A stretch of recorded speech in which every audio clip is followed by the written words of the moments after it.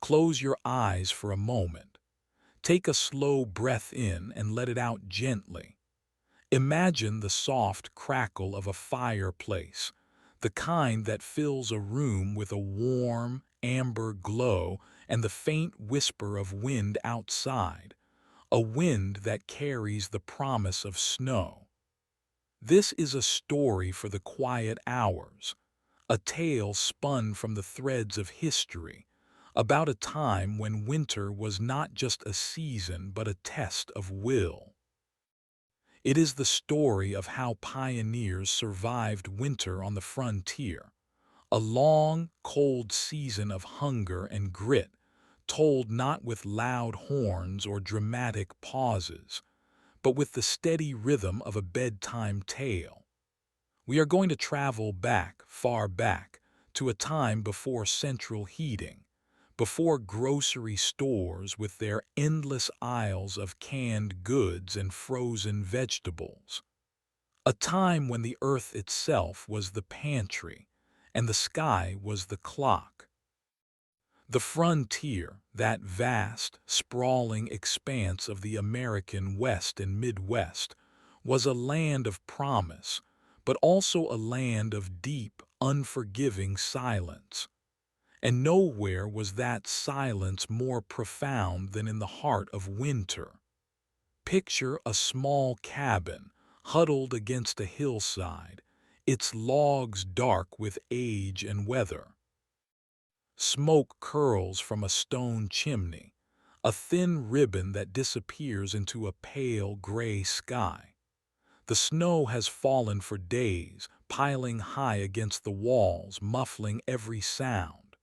There are no street lights, no power lines, no hum of distant traffic. Just the creak of wood settling, the occasional snap of a burning log, and the vast, empty white that stretches in every direction. This is home for a family, perhaps a husband and wife, a few children, maybe a grandmother or a grandfather.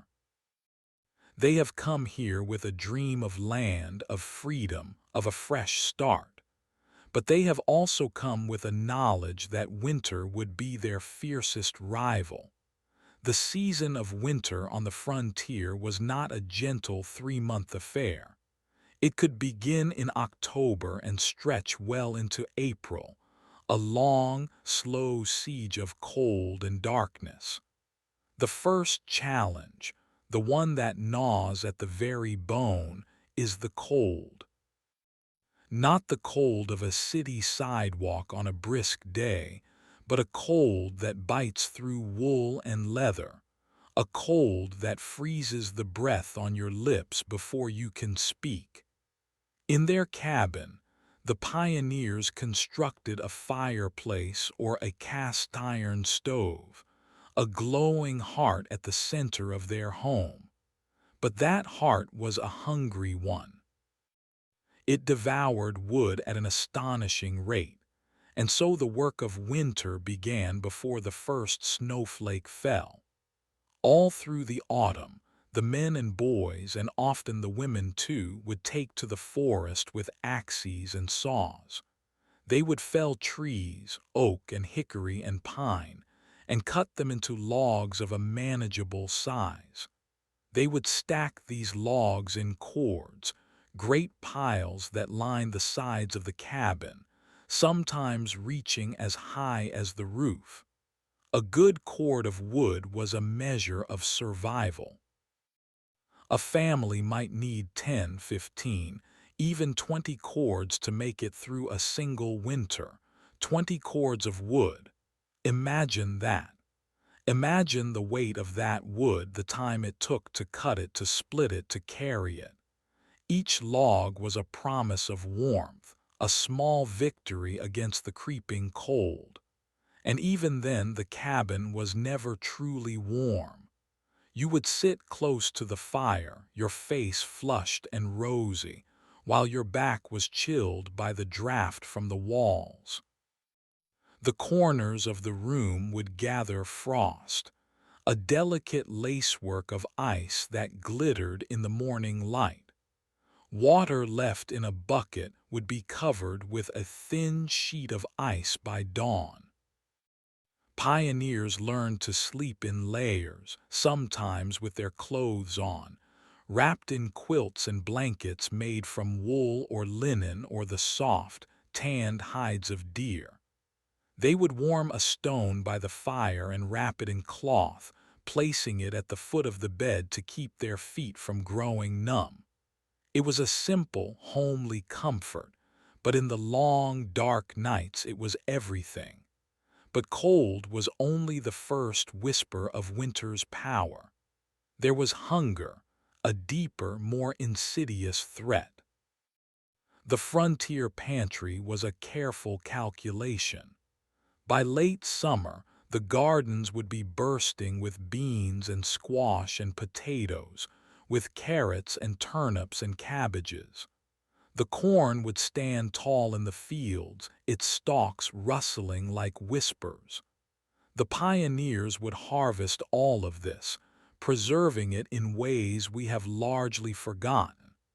They would dry apples on strings, hanging them from the rafters like strange, sweet ornaments. They would pickle cucumbers in barrels of brine, bury root vegetables in pits lined with straw, and smoke cuts of pork and beef in a small smokehouse built from logs and planks. The process of preservation was an art, one learned through trial and error.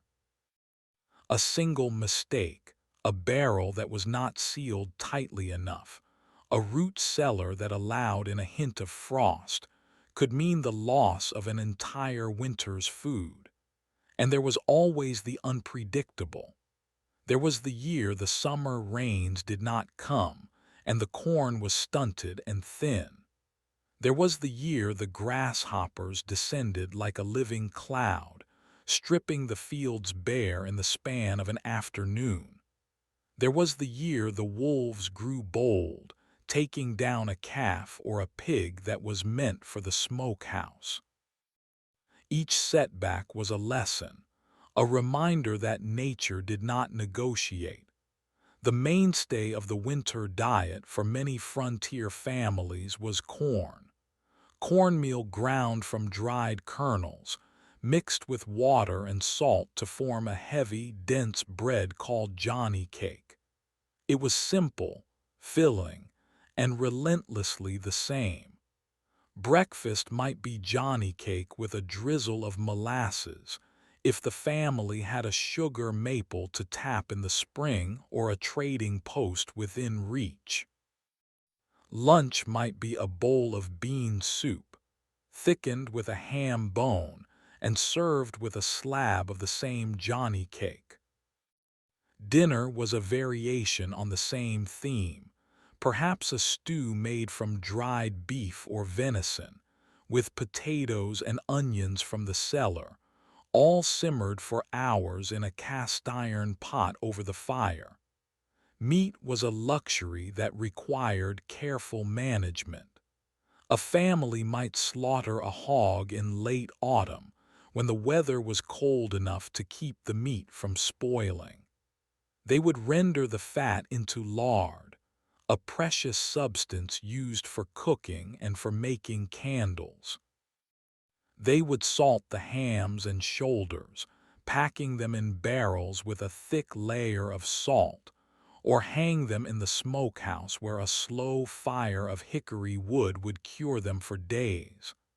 A single pig could provide food for months, but it was a heavy responsibility. Every scrap was used, from the ears and the snout to the intestines, which were cleaned and stuffed with sausage. There was no waste, because there was no room for waste. But even the best laid supply could run short. A long winter, a winter that extended into April with fresh snow and freezing winds, could stretch the pantry to its thinnest. Families would ration their food carefully, dividing supplies into portions that would last until spring. They would eat smaller meals, skip a meal entirely some days, and send the children to bed with a piece of dried fruit as a soothing promise. There is a quiet, melancholic beauty in this kind of hunger. It sharpens the senses, makes the taste of a simple boiled potato a profound joy, and binds a family together in a shared endurance. And yet, for all the cold and the hunger, there was a thread of humor, a gentle absurdity that runs through the history of the frontier. Pioneers were known to tell stories, to laugh at small mishaps, to find moments of delight in the midst of hardship. Imagine a family huddled around the fire, the wind howling outside like a hungry animal, and the father begins to tell a tale of a raccoon that stole a dozen eggs from the hen house, or of a neighbor who, in his attempt to chase a cow through a snowdrift, fell face first into the powder and emerged looking like a snowman. These stories were not elaborate performances. They were the small, warm embers of human connection, passed from mouth to ear in the flickering firelight. The winter also brought a kind of forced stillness, a pause in the endless labor of frontier life. There was no planting, no harvesting, no long treks to town. The snowbound days were given over to mending and making. Women would spin wool into yarn on a great wheel, their hands moving in a steady, hypnotic rhythm. They would knit socks and mittens and scarves, or sew new shirts from coarse linen. The men would sharpen tools, repair harnesses, whittle new handles for axes and hoes.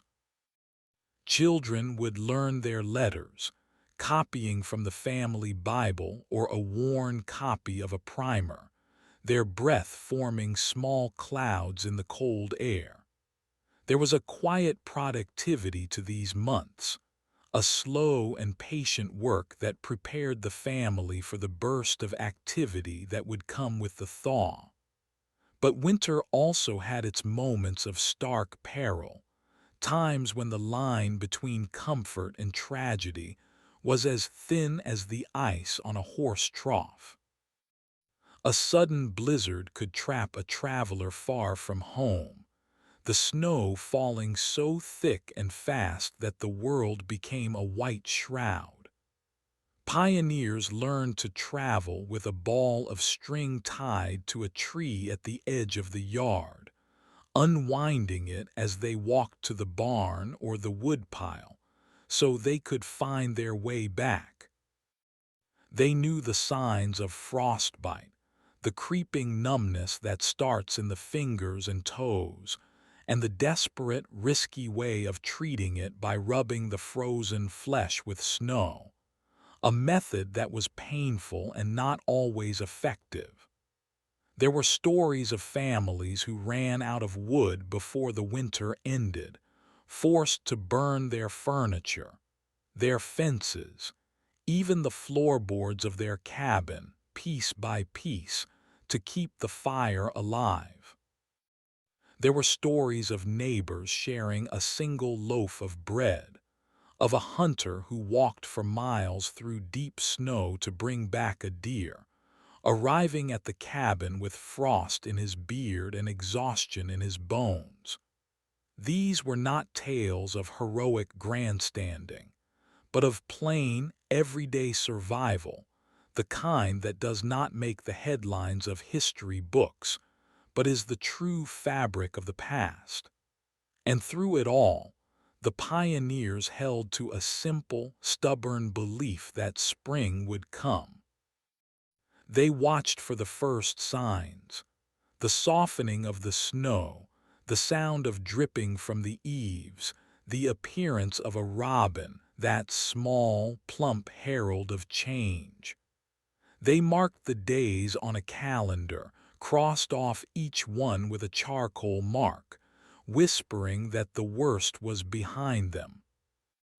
There is a gentle patience in that waiting, a kind of faith that the sun will return, the ground will warm, and the whole green world will be reborn. But we are still in the heart of that winter, the deep, silent season. The fire crackles low, the cabin is dark, and the wind is a steady murmur around the edges of the door. The pioneers are bundled in their quilts, their breath a soft rhythm in the stillness. It is a scene of profound simplicity, a tableau of human endurance painted in the muted colors of snow and wood and wool. And in this quiet, we find something that resonates even today, a whisper from the past that tells us we are capable of more than we know. So let us rest here in this imaginary cabin for a moment. Feel the warmth of the fire on your face, the weight of the blanket, the sound of the wind outside. This is the mood of the frontier winter, a slow, deep sleep of the world, where every day is a small act of survival. In the next part of our story, we will step deeper into that winter, explore the strange and wonderful ways the pioneers fought the cold, and discover the recipes, the tools, and the stubborn humor that kept them going. But for now, just let the quiet hold you, and let the history settle around you like a soft, drifting snow. And yet, even as the snow continues to fall, there is a rhythm to this life that is both simple and profound. The fire, the heart of the home, must be tended with a constant, gentle care. The woodpile outside, stacked high in the autumn, is a measure of the winter's mercy. A mild winter means fewer trips into the biting cold, more time for the quiet work of the hearth. A harsh winter means the woodpile shrinks faster than expected, and someone must pull on the heavy coat, the wool scarf, the mittens that are already damp from the last trip, and walk out into the white silence to bring back more logs. The logs themselves are a story. They are not perfectly cut, factory-made pieces, but rough-hewn lengths of oak or hickory, split by hand with a maul and wedges. Each log carries the memory of the tree it came from, the forest it stood in, the afternoon sun that filtered through its leaves. When it burns, it releases that memory in a crackle and a scent, the smell of wood smoke that clings to everything, to the wool blankets, to the hair, to the pages of the Bible. It is a scent that speaks of warmth and shelter, but also of the labor that brought it here. And then there is the matter of light. The fire gives a warm, dancing glow, but it is not enough to read by, not enough to sew by, for more than a few hours. The pioneers had candles, of course, made from tallow, the rendered fat of cattle or sheep. The making of candles was a seasonal chore, usually done in the autumn after the butchering. The fat would be cleaned and melted, and then poured into molds, or repeatedly dipped onto a wick to build up layer after layer of hardened tallow. The result was a soft, smoky flame that smelled of the farmyard, a flame that needed constant trimming with scissors called snuffers.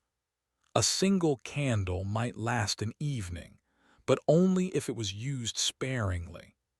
Families would gather around the fire, sharing the light of the hearth and a single tallow dip, to read aloud or to tell stories. The children would lean close, their faces illuminated by the flickering orange light, as their father or mother read from the family Bible or from a dog-eared almanac. The words would be read slowly, with long pauses, as if the letters themselves were melting in the warmth. And the stories, the familiar stories of faith and hope, would settle into the quiet of the cabin like a lullaby. But not all light came from candles. Some families used a grease lamp, a shallow dish of fat with a twisted rag for a wick. It was a humble, smoky light, but it was enough to see the needle and thread, enough to darn a sock or patch a shirt. And there was the light of the moon on the snow, a pale blue glow that seeped through the cracks in the cabin walls on clear nights. It was a cold light, a ghostly light, but it reminded those inside that the world outside was still there, beautiful and indifferent. The days are short in winter, and the nights are long. A pioneer family might wake in the deep dark of early morning when the stars are still sharp and the air is still as death. The first chore is to revive the fire, to stir the embers and add kindling, to blow gently until a small flame catches and grows. The warmth returns slowly, spreading from the hearth into the room, pushing back the chill that has crept in during the night. There is a quiet gratitude in this moment, a simple thankfulness for heat, for light, for the day that is beginning. Breakfast is a simple affair, often just a bowl of cornmeal mush, cooked with water and a pinch of salt. It is eaten with a wooden spoon from a wooden bowl while sitting on a stool near the fire. The taste is plain, but it is warm and filling. Sometimes there is a dollop of honey or molasses, saved for special mornings. The children might be given a piece of dried apple to chew on, a rare sweetness that they hold in their mouths for a long time. And then the day's work begins. There is always something to do. The women might card wool, pulling the fibers between two paddles studded with fine wire teeth, to make them soft and straight for spinning. The carding is a rhythmic motion, a gentle scrape and pull that can go on for hours. The men might split shingles for the roof, using a froe and a mallet to cleave thin slabs from a block of cedar. The shingles are stacked in the barn to be used in the spring for repairs. The children gather kindling, small twigs and splinters of wood that will catch the flame easily.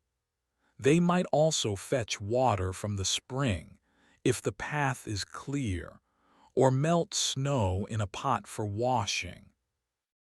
There is a deep satisfaction in this work, a sense of purpose that fills the hours. The pioneers did not have the luxury of boredom. Every moment was occupied with the business of living, but there was also a quiet joy in it, the satisfaction of a well-made tool, the pride of a neatly patched shirt, the laughter that came when a child spilled a cup of water and the whole family helped to clean it up. These were the small victories, the tiny triumphs that made the winter bearable. And then there were the visitors. Winter travel was treacherous, but it was not impossible. On a bright, clear day when the snow was firm and the wind was calm, a neighbor might snowshoe over for a visit. The greeting would be warm, a handshake, a hug, a cup of hot water or tea. The news would be shared, news of births and deaths, of a good or bad harvest, of a wolf pack spotted in the next valley. The children would play together, running in the snow, building a crude fort, chasing each other until their cheeks were red and their noses were running. The adults would talk by the fire, their voices low and unhurried as the hours slipped by. These visits were not just social, they were a lifeline. A neighbor might bring a gift, a piece of salted pork, a jar of preserves, a handful of dried herbs. Or they might ask for help, a tool that was needed, a piece of advice about a sick cow. The community was a web of mutual support, woven from small acts of kindness. And when the visitor left, the cabin would feel empty for a moment, the silence deeper, the fire smaller. But the memory of the visit would linger, a warmth that lasted for days. And then there were the storms. A blizzard could arrive without warning, the sky turning a sickly gray, the wind rising with a sudden, fierce howl. The snow would begin to fall, not gently, but in a blinding, horizontal rush. The world would disappear, the barn, the trees, the fence posts, all swallowed by a white whirlwind. Inside the cabin, the family would huddle together, listening to the wind scream around the corners of the roof. They would pray, sometimes aloud, sometimes in silence, that the roof would hold, that the fire would not go out, that the cattle in the barn would survive. There are stories of blizzards that lasted for 3 days, 3 days of white blindness, of cold that seeped through the thickest walls. Families would tie a rope from the cabin to the barn, so that someone could go out to feed the animals without getting lost. They would bring the animals into the cabin if they could, sharing the warmth with a cow or a sheep. The animals would stand in the corner, their breath steaming, their eyes wide and calm as the snow piled up outside the door. When the storm finally passed, the silence was deafening. The world was a white, undulating plain, the familiar landmarks buried, the roads erased. The family would dig themselves out, pushing the snow away from the door, tunneling to the woodpile to the barn. The sun would shine, bright and cold, on a world that looked new and strange. There is a beauty in that aftermath, a purity that is almost holy. The snow absorbs all sound and the air is crisp and clean. The pioneers would step out into that white silence, their breath pluming, their eyes squinting in the glare, and feel a sense of awe, a reverence for the world that had just tried to bury them. And then slowly life would resume. The routine would begin again, the cooking, the cleaning, the mending. The snow would be packed down on the paths, the animals would be fed, the fire would be fed. The days would pass, one after another, each one a small victory over the cold. And the pioneers would hold on to a simple hope that spring would come, that the ice would melt, that the world would turn green again. But spring is still far away. The winter has its own season, its own lessons. One of those lessons is the art of patience. There is nothing to rush, nowhere to go. The snowbound days are a kind of gift, a chance to slow down, to think, to be still. The pioneers did not have the distractions that we have today. They had no screens, no constant news, no endless stream of entertainment. They had the fire, the wind, the quiet, and each other. And in that quiet, they found a depth of connection that is rare in our modern world. Listen to the silence for a moment. Imagine the cabin, the low ceiling, the rough-hewn beams, the dirt floor packed hard by years of footsteps. The walls are chinked with mud and straw, and the cracks let in tiny slivers of cold air. The windows are small, covered with greased paper or animal bladder, letting in a soft, milky light. The furniture is simple, a table, a few stools, a bed in the corner. There is a shelf with a few books, a basket of wool, a candle mold. It is a humble scene, but it is full of life, full of the quiet drama of survival. And in this scene, the pioneers go about their day. The father might be whittling a new handle for an axe, his knife moving in smooth, unhurried strokes. The mother might be spinning, the wheel turning with a steady hum, the yarn coiling onto the bobbin. The children might be playing a game of marbles or jacks, their laughter soft and contained. There is a rhythm to this life, a heartbeat that is slow and steady, and we, the listeners, are invited to rest in this rhythm. Let the images settle, let the sounds fade, let the warmth of the fire fill your mind. There is no need to hold on to every detail. The story is a river, and you are drifting on its surface. The history of the frontier, the cold, the hunger, the grit, it is all here, but it is not a lesson to be learned.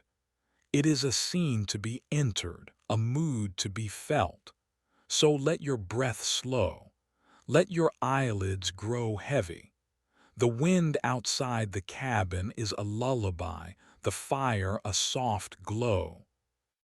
The pioneers are there in their wool and their wood, in their quiet endurance. They are not heroes in a story. They are just people like us doing what must be done.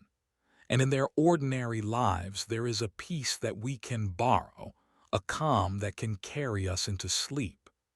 In the next part of our story, we will visit the kitchen, the heart of the home, and learn about the soups and stews that kept the family alive. We will meet the children who gathered eggs in the snow, and the dogs who curled at the foot of the bed. We will wander through the pantry with its jars of dried herbs and pickled vegetables and smell the ham hanging from the rafters. But for now, let the winter hold you. Let the snow fall softly and the fire burn low and the night be deep and dark and safe. Good night and rest well. But we are not done yet. Let us linger a while longer in the quiet of the cabin before the fire burns down to embers. The night is still young, though the sun has long since set. Outside, the snow continues to fall, silent and patient, covering the tracks of the day. Inside, the family settles into the evening routine. The father reaches for a book, perhaps a Bible or a well-worn almanac, and reads a passage aloud. His voice is low and steady, a comfort in the small space. The mother mends a tear in a shirt, her needle moving in and out with a rhythm like a heartbeat. The children listen or doze, their heads heavy with the warmth of the fire. And in this quiet we can imagine the kitchen, the heart of the home. The hearth is not just for warmth. It is the stove, the oven, the dryer, the light. A pot of soup hangs from a hook, bubbling softly, filling the room with the smell of bones and vegetables. The soup is thin but nourishing. It is made from whatever is available, a ham bone, some dried beans, a handful of potatoes, a few carrots from the root cellar. The flavor is simple, but it is enough. It fills the belly and warms the blood. Let us step into that kitchen, if only in our minds. The floor is made of wide planks, scrubbed clean but never quite smooth. The walls are darkened by years of smoke. A shelf holds the few precious spices, salt, pepper, a jar of dried sage. There is a crock of butter, kept cold near the door, and a basket of eggs gathered that morning from the hen house. The hens are tucked away in the barn now, their heads under their wings, dreaming of grain. The mother stirs the soup with a long wooden spoon, her movements slow and practiced. She tastes it, adds a pinch of salt, nods to herself.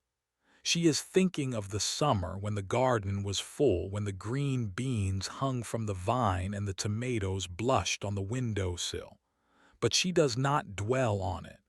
The winter is its own season with its own gifts. The soup is one of them. The children come to the table, their faces clean, their hair still damp from a quick wash in melted snow. They sit on stools, their feet dangling, their hands folded. The father says a blessing, his voice low and reverent.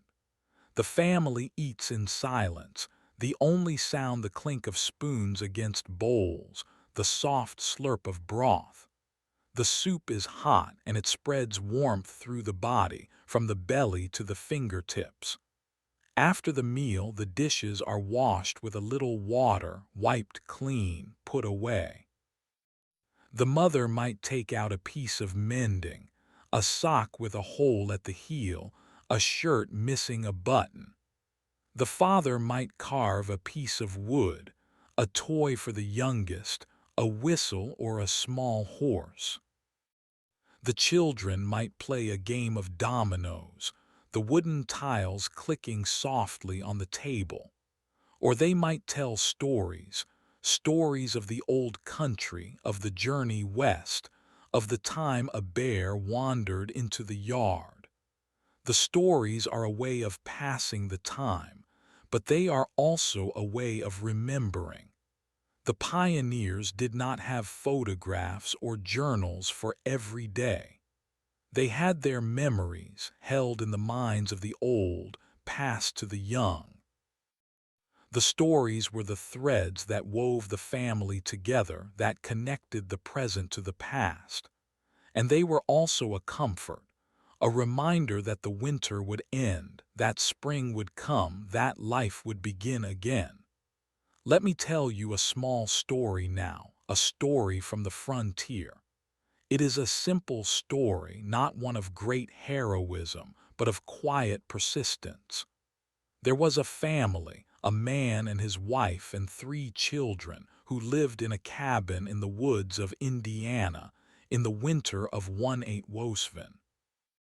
The winter was brutal. The cold came early in November and did not let up until March. The snow piled high, and the game grew scarce. The man had to travel 10 miles on snowshoes to trade a few furs for a bag of cornmeal. He was gone 3 days. His wife and children waited, huddled by the fire, rationing the last of the beans. When the man returned, he was half frozen, his face white with frostbite. But he had the cornmeal. The wife made a thin porridge, and the family ate it slowly, savoring each bite. The man lost 2 toes to the cold, but he never complained. He said only that the journey was worth it, that the meal was worth it. And the children remembered that bowl of porridge for the rest of their lives, remembered the sweetness of it, the warmth, the relief. That is the kind of story that was shared around the fire. Not tales of glory, but tales of endurance. And they were told in a low voice, with a pause here and there, a glance at the fire, a sigh. The listeners did not clap or cheer. They just nodded, understanding. They knew the same cold, the same hunger. They knew the same grit. Now let us leave the story and return to the cabin. The fire has burned low. The father adds another log, a thick piece of oak that will burn for hours. The embers glow orange, casting long shadows on the walls. The children are sleepy now, their eyes heavy. The mother lifts the youngest onto her lap, humming a lullaby, an old song from her own childhood. The melody is simple, a few notes rising and falling. The child yawns, buries his face in her shoulder, and is soon asleep. There is a dog by the fire, a mutt with a thick coat and a gentle nature. He is curled in a tight ball, his nose tucked under his tail. He dreams of chasing rabbits, his legs twitching. The cat is on the shelf, watching with half-closed eyes. The cabin is full of life, even in the stillness. And the night deepens. The wind picks up, rattling the window, but the cabin holds. The walls are thick, the chinking tight. The fire is a small sun, a center of warmth in the vast cold. The family is safe for this night, for this hour. And in that safety there is a profound peace. Let us imagine the pantry for a moment. Not a room, really, just a corner of the cabin or a small lean-to where the food is stored. The shelves are lined with jars, jars of pickled beets and green beans, jars of apple butter and plum jam. There are onions hanging in braids, strings of dried peppers, a sack of potatoes in the corner. The ham hangs from the rafters, wrapped in cloth, its skin dark and smoky. The smell is rich and comforting, a promise of meals to come. The pantry is a testament to the work of the warmer months. Every jar represents a summer afternoon spent in the garden, stooping over the rows, pulling weeds, gathering the harvest. Every sack of potatoes was dug from the earth, washed, dried, stored with care. The pioneers did not waste anything. They saved the seeds, the scraps, the bones. They knew that the winter would test them, and they prepared. But even the best pantry could run low. By late February, the stores were often thin. The potatoes were sprouting, the apples were wrinkled, the ham was reduced to a small shank. The family would stretch the food, making soup from the ham bone, adding wild herbs, a handful of dried mushrooms. They would eat smaller portions, saving the rest for the morning. And they would look to the sky, watching for the first signs of spring, a thaw, a robin, a longer day. There were times when the hunger was sharp, when the children cried from empty stomachs, when the parents went without so that the little ones could eat. Those were the hard nights, the nights when the fire seemed too small, the walls too thin. But the pioneers endured. They had to. There was no other choice. And in the morning they would rise again, stoke the fire, melt the snow for water, boil the last of the oatmeal. They would look out the window at the snow, still deep, still white, and they would feel the weight of the winter.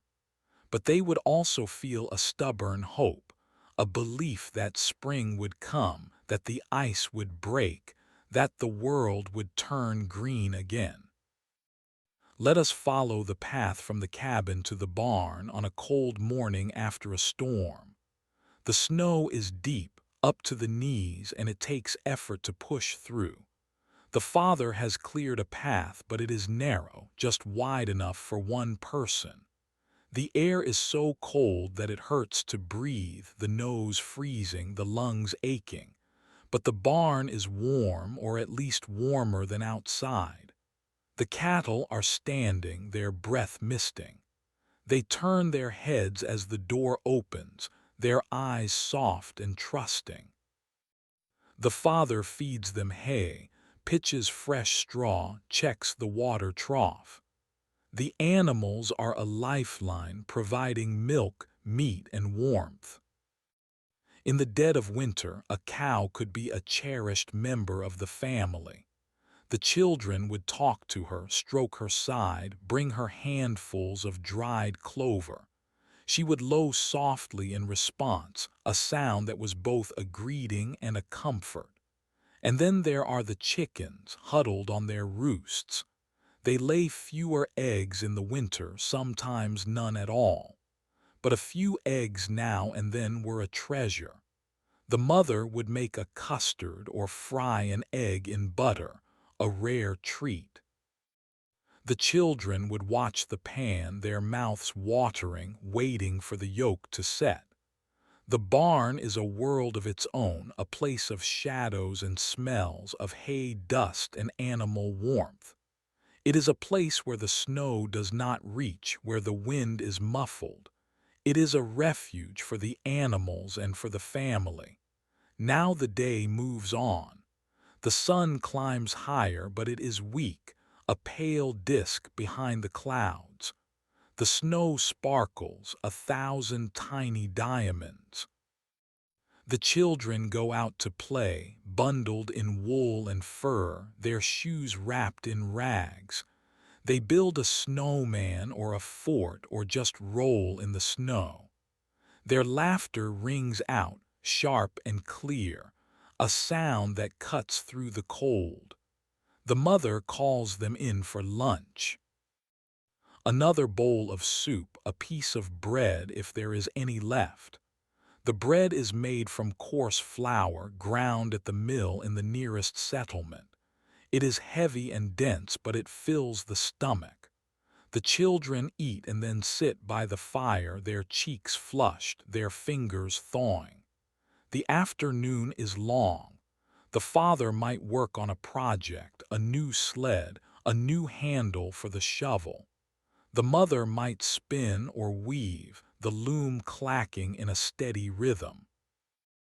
The children might read from the few books they have, a primer, a Bible, a book of stories. Or they might just sit looking at the fire, watching the flames dance. And as the afternoon fades into evening, the cabin grows dim. The mother lights a candle, a tallow dip that burns with a smoky flame. The light is soft, flickering, casting shadows on the walls.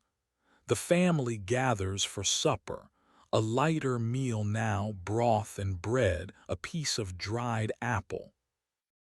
The talk is quiet about the day, about the morrow, about the hope of spring. And then the night comes again, dark and cold and still. The family prays or sings a hymn, the voices low and harmonious. The father reads from the book, a passage about hope, about endurance. The children fall asleep one by one, curled on the floor, their heads on pillows made of straw. The fire crackles, the wind moans, the pioneers sleep, and we too can let ourselves drift. Let the images fade like coals growing dim. The cabin is quiet, the snow is falling, the world is soft and white. There is no hurry, no need. The story is complete for now. But the winter continues and the life in the cabin goes on, day after day, night after night, until the thaw comes, until the buds swell, until the robin sings.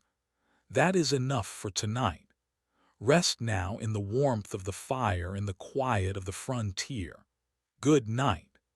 But before we drift off completely, let us stay a little longer in that frontier winter.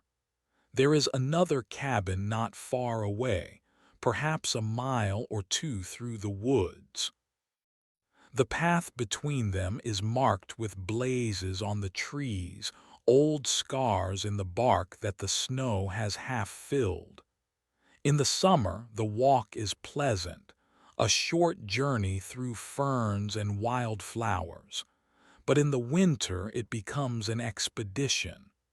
The snow is deep, the wind bitter, and the daylight short. Yet families found ways to visit one another, to share news, to borrow a cup of sugar or a handful of nails. They would wrap themselves in every layer they owned, tie a scarf over their faces, and set out together, the father breaking trail, the children stumbling behind.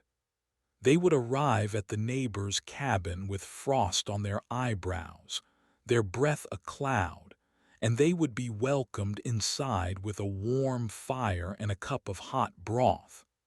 The visit might last only an hour, but it was a treasure. The women would talk of children and gardens, the men of hunting and the spring planting. The children would play with the neighbors' children, running in and out of the cabin, their cheeks red, their laughter bright. And then, as the sun began to sink, they would bundle up again and make the return journey, their footsteps following the same path, now deeper in the snow. Imagine a particular visit late in February when the cabin fever had begun to gnaw at everyone. The family we have been watching had not seen another soul for 2 weeks. The children were restless, the mother short-tempered, the father quiet. Then, one afternoon, a knock came at the door. A knock was a rare sound, almost startling. The father opened the door to find a neighbor, a man named Ezra, standing there with a small sled piled high with wood. He had come to help, he said. He had heard that the family was running low on fuel, and he had brought a gift, a small sack of dried apples from his own store. The family was overwhelmed. The mother invited him in, insisted he stay for supper. He sat by the fire, warming his hands, and told them what he knew of the world beyond their clearing. The war was still on, he said, though he did not know which war. The nearest town was struggling, but the mill was still running. And there was a new family moving in, a young couple from back east who had built a cabin on the other side of the ridge. The news was simple, but it was like water in a dry stream. The family listened, asked questions, nodded. The children stared at Ezra as if he were a visitor from another land. When he left, the cabin felt different, less closed in. The mother made a pie from the dried apples, the sweetness of it filling the room. That night the fire seemed warmer, the darkness less oppressive. And so the weeks passed, one after another, each day a quiet struggle, each night a small victory. The family learned to read the weather, to watch the clouds, to feel the shift in the wind. If the sky was clear and the air still, they might venture out, gathering wood or checking the traps. If the snow began to fall, heavy and wet, they stayed close, waiting it out.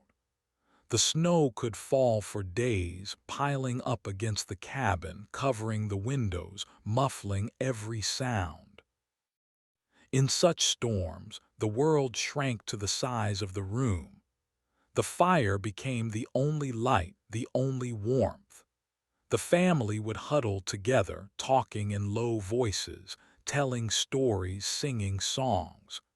They would play simple games, like guessing the number of seeds in a dried gourd, or counting the knots in the ceiling logs. The children would trace patterns on the frost that had formed on the inside of the window glass, drawing shapes with their fingers, watching them melt and freeze again. One evening, during a particularly fierce storm, the father told the story of how he had met the mother. He had been traveling west, he said, with nothing but a pack and a rifle. He had stopped at a settlement to buy flour, and there she was, standing in the door of the general store, her hair pulled back, her eyes blue and clear. He had never seen anyone so beautiful. He had spent his last coin on a piece of ribbon and given it to her. She had laughed, taken the ribbon and tied it in her hair, and that was the beginning. The children listened, their eyes wide. They had heard the story before, but it never grew old. The mother smiled, a faint blush on her cheeks. The storm raged outside, but inside the moment was perfect, a small piece of eternity. Let us think now about the tools the pioneers used, the simple objects that made survival possible. An axe, for instance. An axe was not just a tool, it was a companion. It had a wooden handle carved to fit the hand and a steel head, sharp and heavy. The father would wake each morning and go outside to split kindling. The axe would swing, the wood would crack, and the sound would echo through the clearing. The children would learn to use the axe when they were old enough, starting with small branches, then graduating to larger logs. The axe was a symbol of self-sufficiency. With it, a man could build a cabin, clear a field, make a fence. Without it, he was lost. And the spinning wheel, that delicate machine of wood and string, was the heart of the home. The mother would sit at it for hours, her foot rocking the treadle, her hands feeding the wool or flax into the spindle. The wheel would hum, a low and steady sound like a lullaby. From the thread she would weave cloth, making dresses, shirts, blankets. In the winter, the spinning wheel was rarely silent. The family would gather around it, the children playing at her feet, the father mending a tool. The wheel was a source of warmth, not just of fabric, but of a kind of domestic rhythm. It was a sound of perseverance. The cook stove, too, if the family was fortunate enough to have one, was a marvel. A cast-iron stove with an oven and a flat top could do wonders. It could bake bread, roast meat, boil water, and heat the cabin all at once. The mother would tend the fire in the stove, opening the damper to raise the heat, closing it to keep the warmth. She knew exactly how many sticks of wood to add, how long to wait, how to judge the temperature by placing her hand above the iron. The stove was a new invention, a luxury that many pioneers could not afford. Some families had only a fireplace, an open hearth where the pot swung on a crane. That, too, could cook a meal, but it was less efficient, less controllable. The fireplace ate would like a hungry beast, and the smoke filled the room, stinging the eyes. Yet even with a fireplace, the family managed.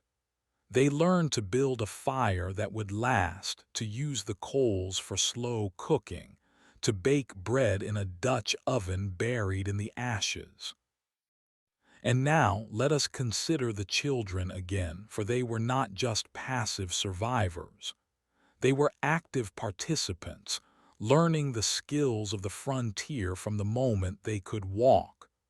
A boy of 6 might be sent to gather eggs, to feed the chickens, to bring in a bucket of snow for melting. A girl of 7 might help with the spinning or tend the younger children.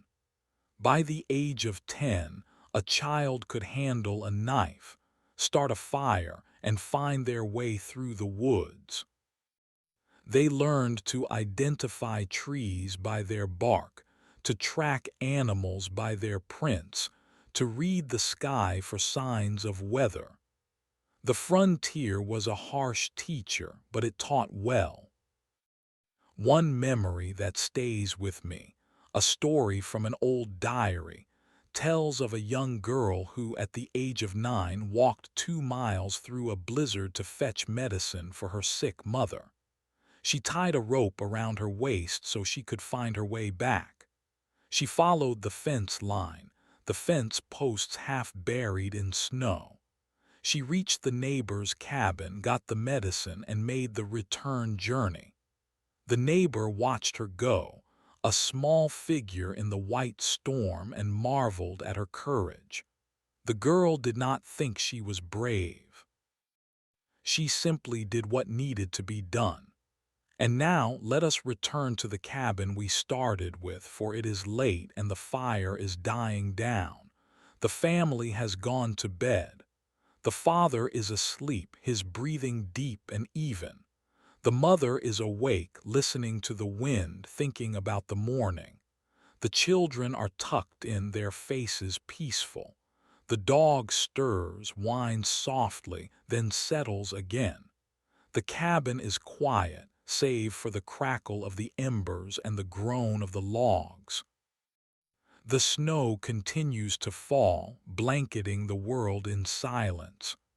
Outside, the cold is absolute, a frozen stillness that would kill in minutes. But inside there is warmth, there is life. The frontier winter is a season of contrasts, of hardship and tenderness, of fear and hope. And it is this hope that carries the pioneers through the dark months, the quiet certainty that the sun will return, that the snow will melt, that the earth will yield its green again. Let us stay here a moment longer in this stillness. Let us feel the weight of the blankets, the warmth of the fire, the softness of the pillow. Let us listen to the wind, not as a threat, but as a lullaby. The cabin is safe. The family is safe. And we, too, are safe, wrapped in the comfort of this story. The pioneers lived through winters like this, night after night, and they did not just survive. They found moments of joy, of love, of peace. They found beauty in the frost on the window, in the taste of a dried apple, in the laughter of a child. And that is the true story, not just of grit, but of grace. So let your thoughts drift like the snow drifting across the clearing. Let the images soften, blur at the edges. The fire is low, the embers glow.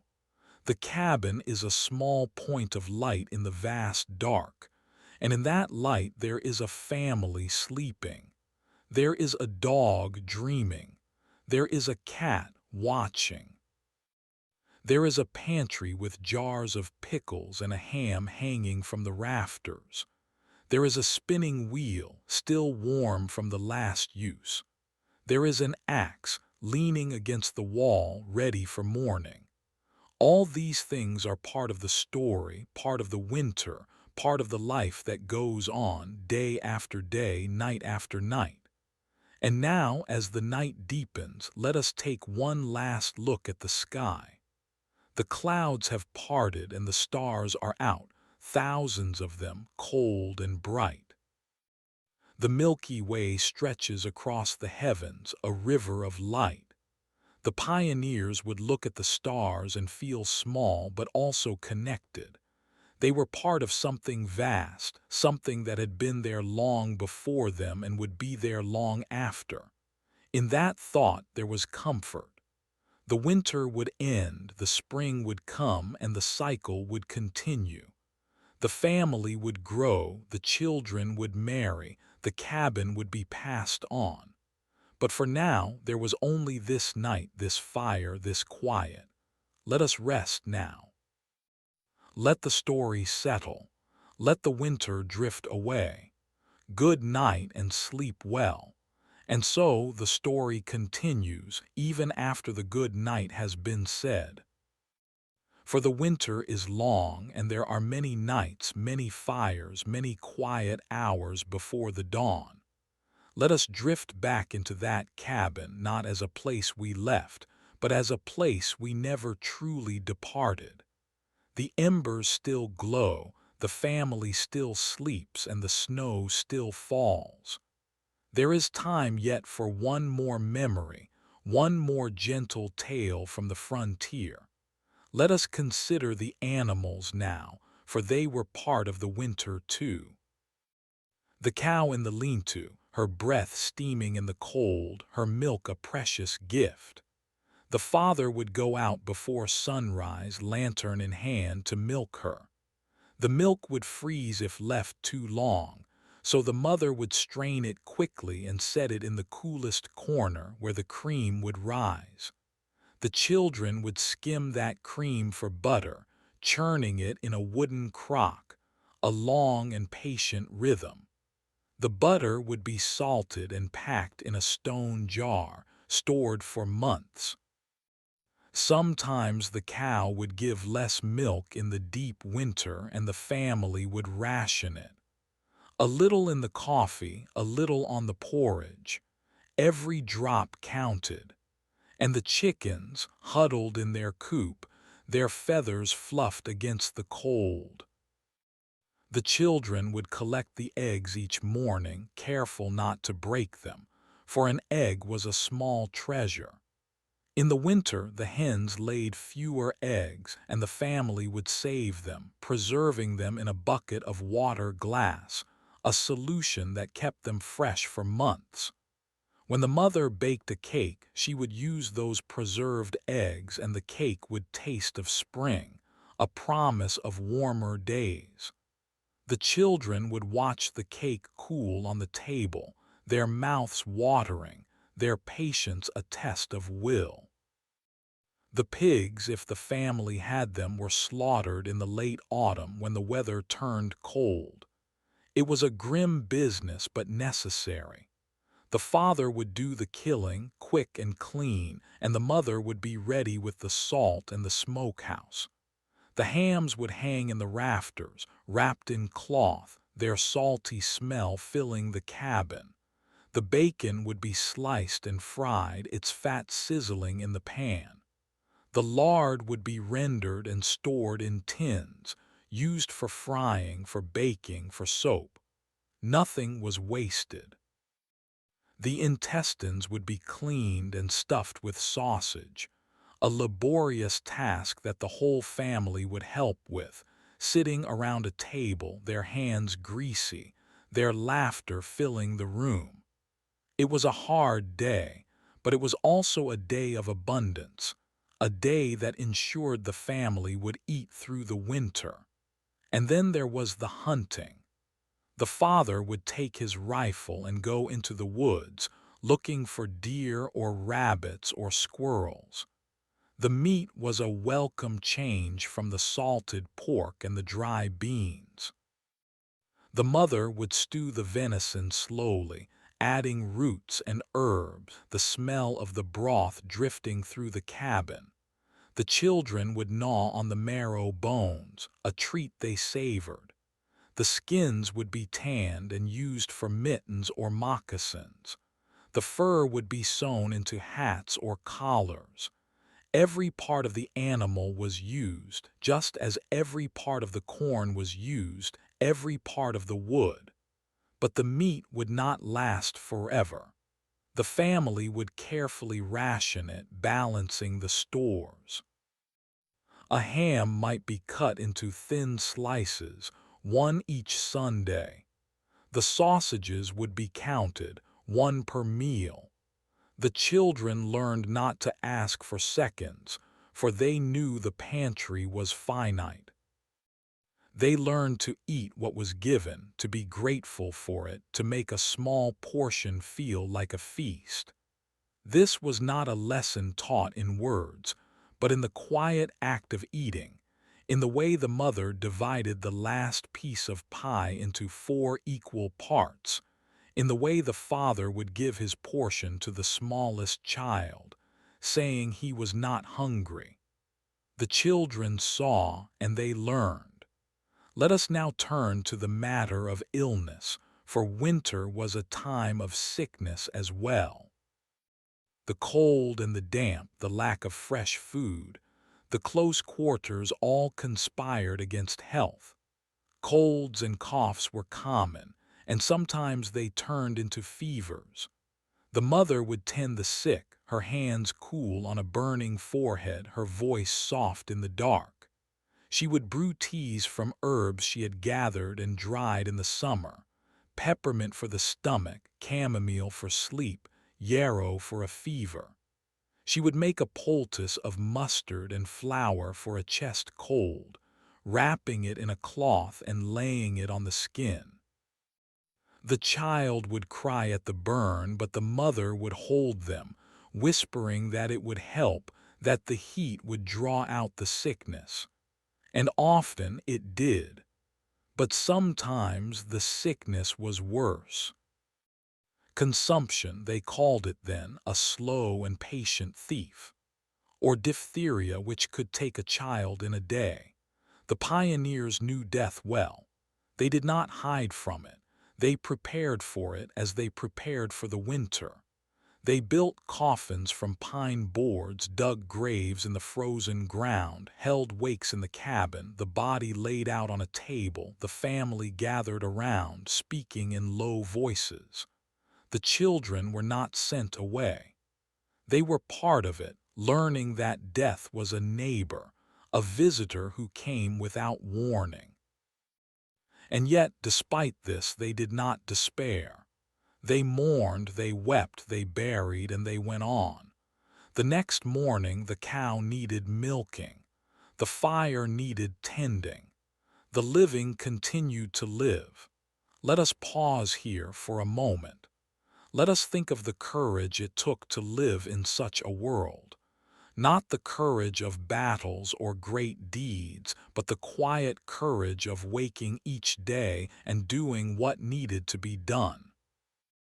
The courage of a mother rocking a sick child through the night, knowing there might be no doctor, no medicine, no cure.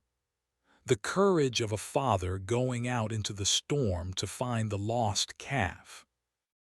The courage of a child, alone in the dark, fetching a bucket of water from the well. These small acts, repeated day after day, were the threads that held the fabric of frontier life together. And now let us return to the cabin, to the fire that is nearly out. The father stirs in his sleep, mumbles something, and turns over. The dog lifts its head, listens, and settles again. The mother, half awake, reaches out to touch the sleeping child beside her, a small gesture of reassurance. The wind has died down a little and the snow has stopped falling. The world is still, a vast white silence. The cabin is a tiny island of warmth in that stillness. Let us think now of the mornings that would come. The father would rise first in the dark and light the lamp. He would add wood to the fire, rake the coals, blow on them until they flared. The cabin would slowly warm. He would pull on his boots, his coat, his hat, and go outside to check the stock. The path to the barn would be shoveled, the snow piled high on either side. He would feed the cow, the chickens, the pig if there was one. He would break the ice on the water trough. He would come back inside, his cheeks red, his breath white. The mother would be up by then, stirring the porridge, setting the kettle to boil. The children would tumble out of bed, their hair tousled, their faces sleepy. They would dress by the fire, their clothes cold against their skin. They would eat their breakfast, a simple meal of porridge and milk, or maybe a piece of bread with molasses. They would say grace, thank God for the food, for the warmth, for another day. And then the work would begin. There was always work. The mother would spend the morning spinning or weaving or sewing. She would patch the children's clothes, darn the socks, mend the quilts. She would make soap from the ashes and the fat, a long and smelly process. She would dip candles, a row of wicks hanging from a rod, dipped again and again in the melted tallow, growing thicker with each dip. The cabin would smell of tallow and wood smoke and stew. The children would help, learning to churn, to card the wool, to knit.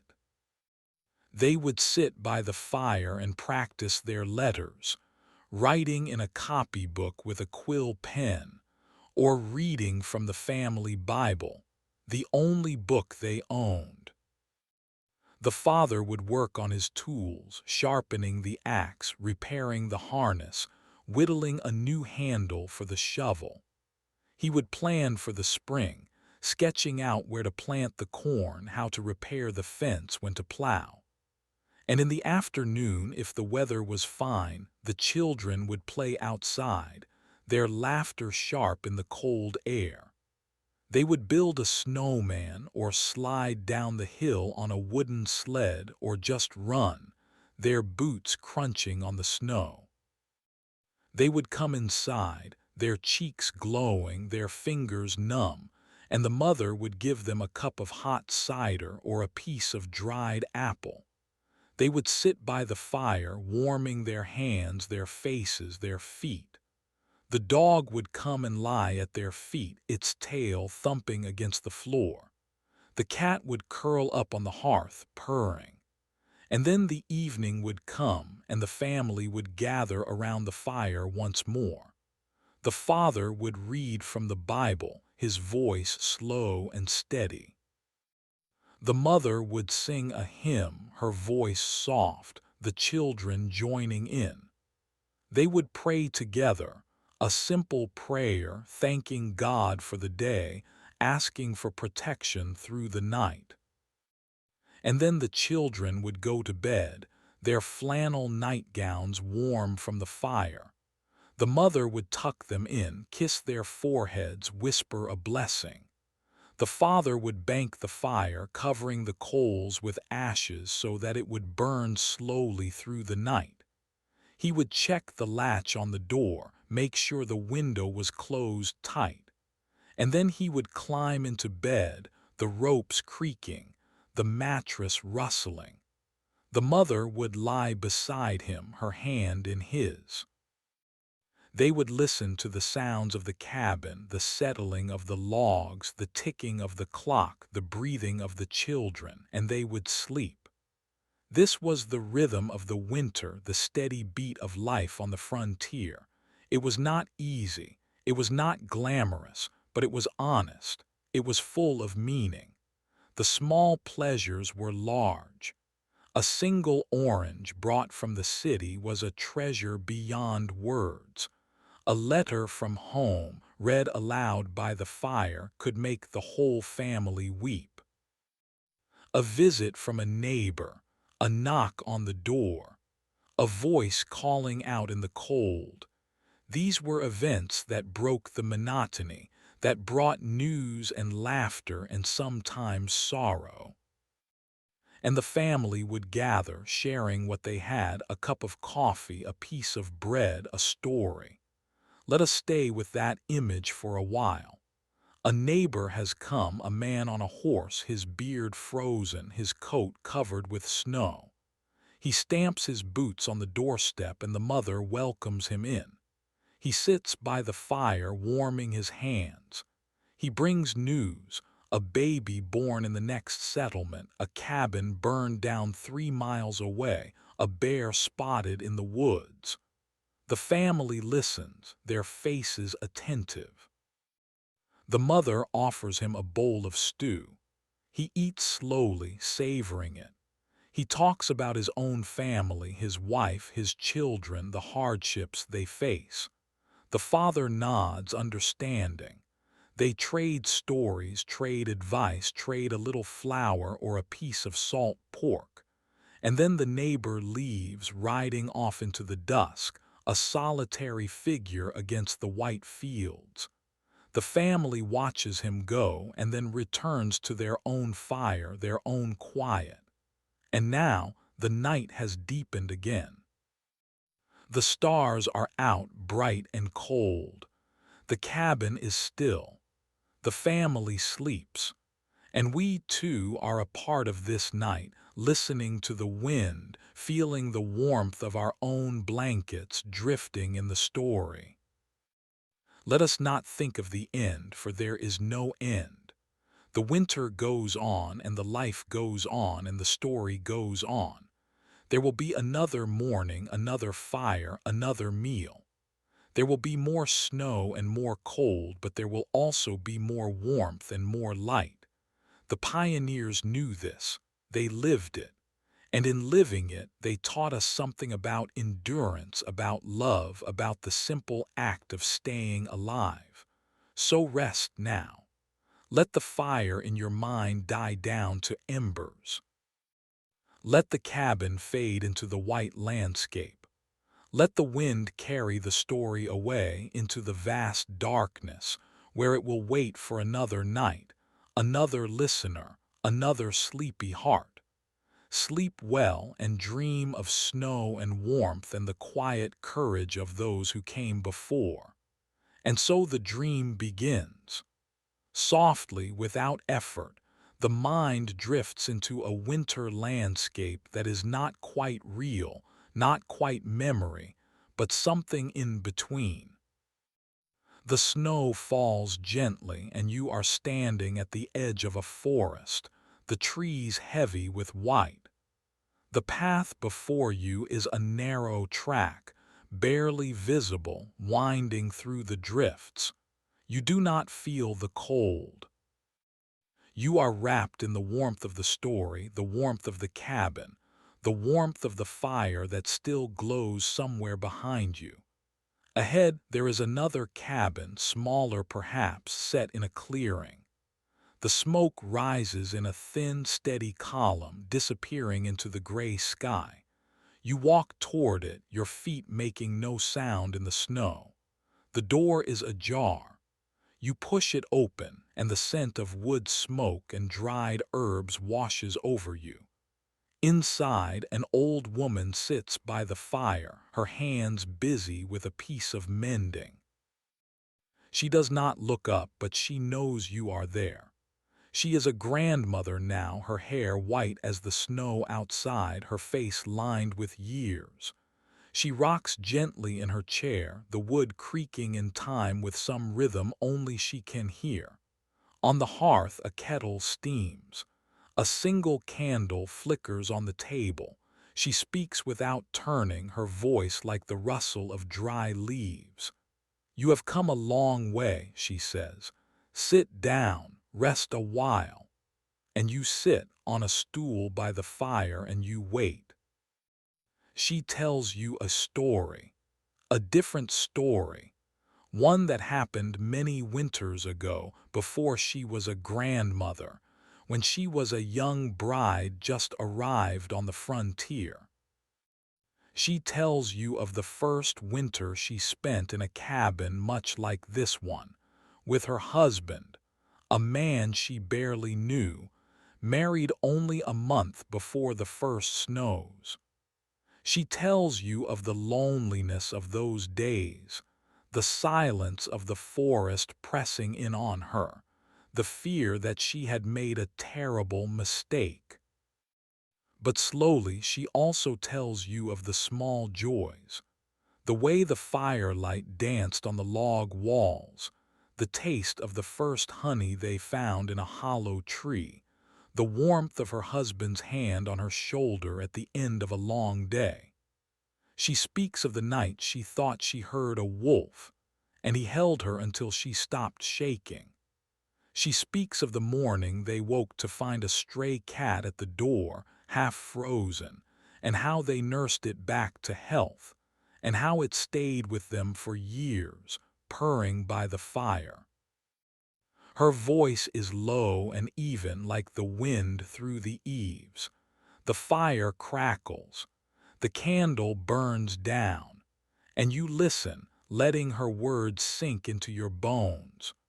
The story drifts from one season to the next, from winter to spring, from spring to summer. She tells of the first flowers, the delicate white blossoms that pushed through the melting snow. She tells of the garden they planted, the potatoes and carrots and turnips that grew in the thin soil. She tells of the baby that came, a boy born in the autumn, and how they wrapped him in a blanket made from an old coat, and how he cried through the long nights, and how she would walk with him in her arms back and forth, until the fire died down and the first light crept through the cracks. And then, without warning, she stops. The story is finished. She looks up at you and her eyes are the color of winter sky. "That is enough," she says. "You must go now. The night is long, but the morning will come." You stand and you thank her, but she has already turned back to her mending. You step out into the snow and the door closes behind you. The world is quiet. The stars are out, sharp and clear. You walk back along the path, the cabin disappearing into the darkness. And as you walk, you realize that the story is not over. It never ends. It is passed from one fire to another, from one grandmother to another, from one night to the next. You carry it with you now. Let us return, then, to the first cabin, the one we left behind in the opening of this tale. The fire has burned low, but it is not out. The embers glow, a soft red eye in the darkness. The family is still asleep.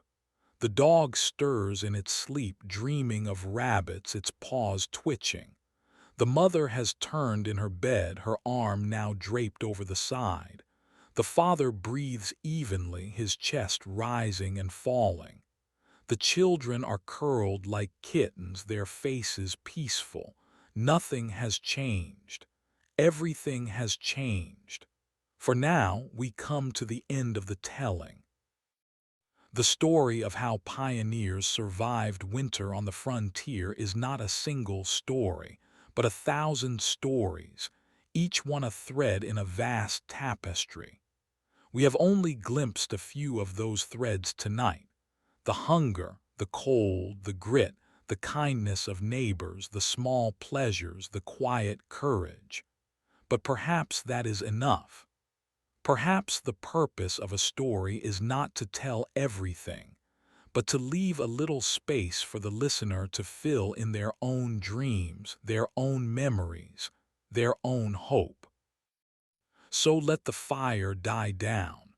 Let the cabin dissolve into the white landscape. Let the wind carry the last embers away into the starry night. You are warm now in your own bed, your own blankets, your own quiet room. The story has done its work. It has wrapped around you like a quilt, soft and heavy, and you are drifting, drifting down into that deep, restful sleep that comes only after a long and gentle journey. Sleep then. Sleep as the pioneers slept, trusting in the dawn. Sleep as the grandmother slept, knowing that the stories would live on. Sleep as the children slept, innocent of tomorrow. And when you wake, the snow may still be falling or the sun may be shining, but you will carry with you the memory of this night, of the cabin, of the fire, of the quiet courage of those who came before. Good night and sleep well. But wait, the night is not quite over. There is one more story, tucked away like a dried apple in a sack, waiting to be found. And if you are still here, still drifting on the edge of sleep, perhaps you will let this last tale settle over you like the softest blanket. It is a story about a man who lived alone. Not a hermit, not a recluse, but a man who had come west alone, his family lost to fever back in Ohio. He had buried them in the spring, and then he had walked away from the grave, walked west, walked until the land flattened out and the sky became immense. He built his cabin with his own hand, squared the logs, chinked the gaps, laid the roof. He was young still in his 20s, but his eyes had the look of someone who had seen too much. The first winter came and he faced it alone. Now you might think that solitude would be the hardest part, and it was, but not in the way you imagine. He did not fear the silence, for silence had become his companion. He did not fear the long nights, for they gave him time to remember. What he feared was the moment when the fire burned low and he had to go out into the snow to fetch more wood. He feared the moment when his hands grew so cold that he could not feel the axe handle. He feared the moment when his stomach gnawed at him and the stew was thin and the bread was gone. But he learned. He learned to bank the fire so that it would last through the night. He learned to split wood in the morning, when the sun was at its brightest, so that he would not have to do it in the dark. He learned to ration his food, measuring out the cornmeal in handfuls, counting the beans one by one. He learned to make a kind of tea from dried berries and bark, and he drank it by the fire, pretending it was something richer. And he learned to talk to himself. Not in a mad way, but softly, the way you might talk to a child or a dog. He would say, "Now you need to check the roof for leaks," or "Tomorrow you will go to the river and check the traps," or "It is not so bad, the sun will come back." He found that the sound of his own voice, even in a whisper, made the cabin feel less empty. One night a blizzard came. It came without warning, a wall of white that swallowed the world in an hour. The wind howled like a living thing, rattling the shutters, pushing through the cracks. The cabin grew cold despite the fire, and the man wrapped himself in every blanket he had, his coat, his spare shirt, anything. He sat by the flames, feeding them piece by piece, watching the snow pile against the window. He thought of his family, of the small graves he had left behind, of the life he had lost. And he thought of the life he still had, this thin thread of existence, this one last chance.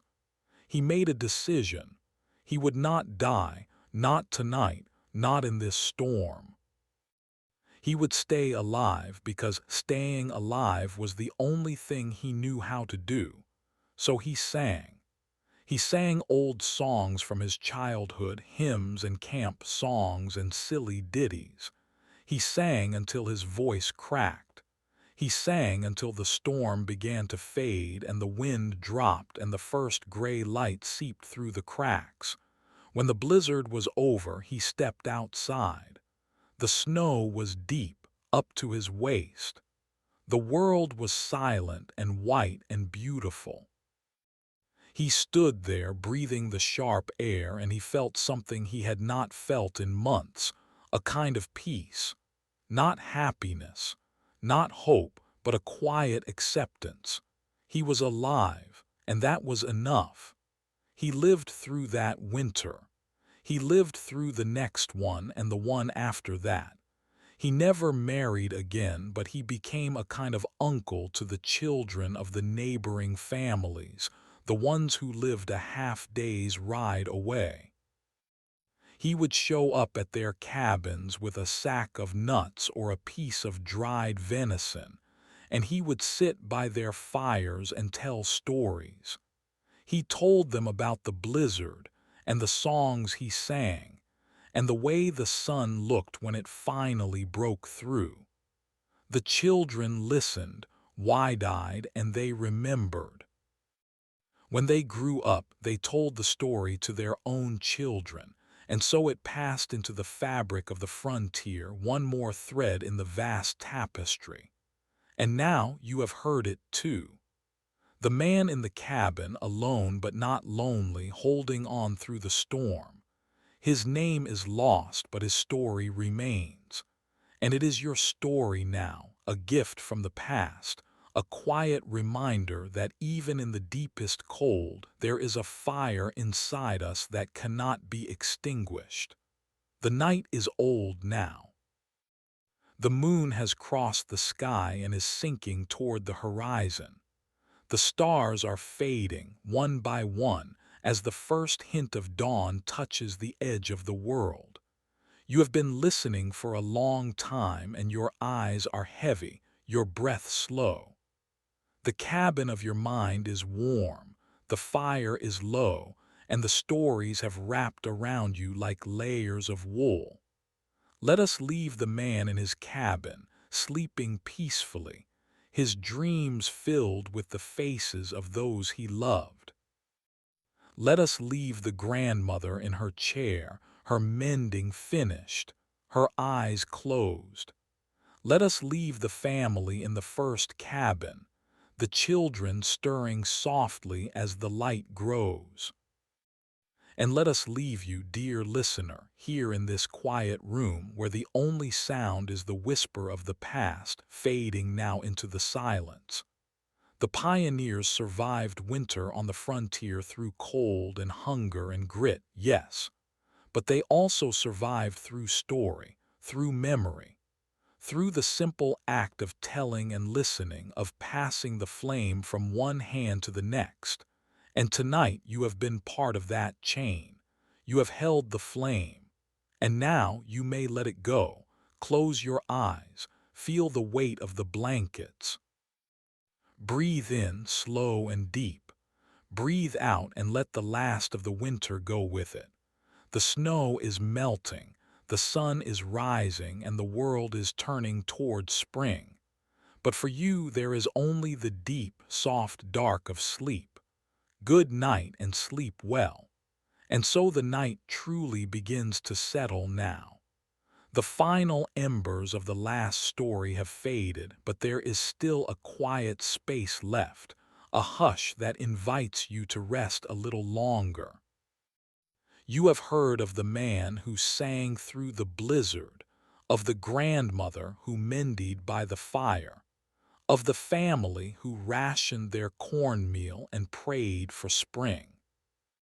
But there is one more image that lingers, soft as the last glow of a candle, and it is worth holding onto for a moment before you slip away completely. It is the image of a child, a small girl, perhaps 5 or 6 years old, wrapped in a woolen shawl that is too big for her, the hem dragging on the dirt floor. She is sitting on a three-legged stool near the hearth, watching her mother cook. The mother is stirring a pot of mush, the same mush they have eaten for weeks, but tonight there is a spoonful of honey saved from the summer stirred into the pot. The smell is sweet and rich, and the girl's stomach rumbles. She does not complain. She has learned not to complain because complaining does not fill the belly. Instead, she watches the steam rise, watches the firelight dance on her mother's face, and listens to the crackle of the logs. Outside, the snow is deep. The window is frosted over, and the only sound is the wind, which has become as familiar as a lullaby. The father is outside, checking the traps, though he will not be gone long. The cold is sharp and the darkness comes early, but inside the cabin there is warmth. There is the glow of the fire, the smell of honeyed mush, the quiet presence of the mother and daughter. And there is a story. The mother begins to tell it, her voice low and rhythmic. It is a story about a rabbit who outwits a wolf, a tale brought from the old country passed down through generations. The girl has heard it 100 times, but she listens as if it were new. She leans forward, her eyes wide, her breath held. The rabbit is clever, the wolf is foolish, and in the end the rabbit escapes. The girl smiles. She knows the ending, but the telling is the thing. The mother's voice wraps around her like the shawl, like the warmth of the fire, like the promise that morning will come. When the story ends, the mother ladles the mush into 2 wooden bowls. The honey has made it sweet, but there is not much. Still, it is enough. The girl eats slowly, savoring each bite. She dips her bread into the bowl, wiping it clean. She does not ask for more. She knows there is no more. But she is full enough and warm enough, and she has heard a story, and that is a kind of feast. The father returns, stamping the snow from his boots. He brings a rabbit, small and frozen, caught in one of the traps. There will be meat tomorrow, and the girl's stomach sings at the thought. He sits down by the fire, and the mother hands him a bowl. He eats silently, gratefully. The cabin is quiet, but it is a good quiet, the quiet of a family together, holding off the dark.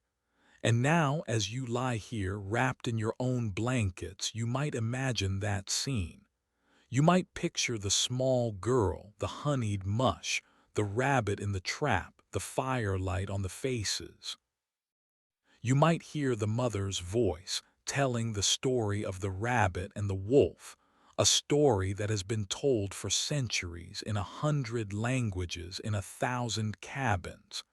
And you might realize that you are part of that story now, too. You are the one listening. You are the one carrying it forward. The pioneers survived winter because they told stories. They told them not for entertainment, though that was part of it, but for survival.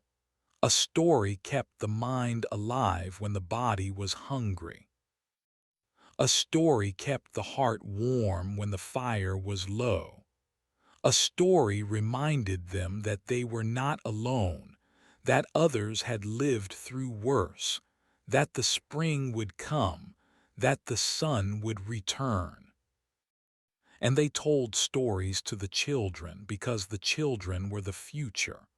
The children would remember the honey and the mush and the rabbit and the wolf.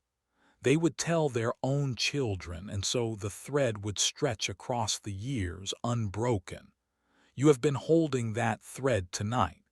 You have been listening to the stories of the pioneers, and in listening, you have woven yourself into the fabric of their world. The cabin is no longer just a cabin. It is a place you have visited. The fire is no longer just a fire. It is a warmth you have felt. The hunger and the cold are no longer just words. They are experiences you have shared softly, safely, from the comfort of your own bed. And now it is time to let the thread slip from your fingers. Not because the story is over, but because you have reached the place where stories become dreams. The pioneers would understand. They knew that sleep was a kind of trust, a surrender to the night, a belief that the morning would come. They would rest their heads on pillows stuffed with feathers or straw, pull the blankets up to their chins, and close their eyes. They would dream of green fields, of warm summers, of tables laden with bread and butter and berries. And in the morning they would wake, stiff and cold, but alive, and they would begin again. You do not have to begin again. Not yet. You have the luxury of sleep, undisturbed by the need to rise before dawn and feed the fire. You have the comfort of a modern home, with heat that does not flicker and food that does not run out.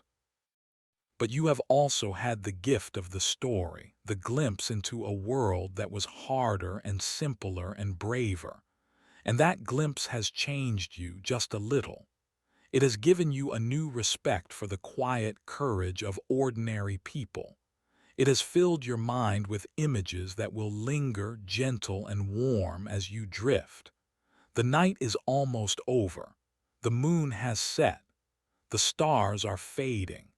The sky is turning from black to deep blue to the softest gray. A bird stirs somewhere, a single note, then silence. The world is holding its breath, waiting for the sun, and you are holding your breath too on the edge of sleep. Let go. Let the air out slowly. Let your thoughts dissolve like the frost on a window when the sun touches it. You do not need to hold onto the stories anymore. They will stay with you, tucked away in the quiet corners of your mind. They will surface when you least expect them, in a dream, in a memory, in the scent of wood smoke on a cold night. But for now they are finished. The last word has been spoken. The last ember has crumbled. And so, good night. Sleep well. Let the winter wind howl outside your window, knowing that you are safe. Let the darkness gather, knowing that dawn is on its way. Let the past settle like a blanket of snow, covering the land, covering the cabins, covering the stories, until all that is left is a soft, white hush. And in that hush, you will find your rest.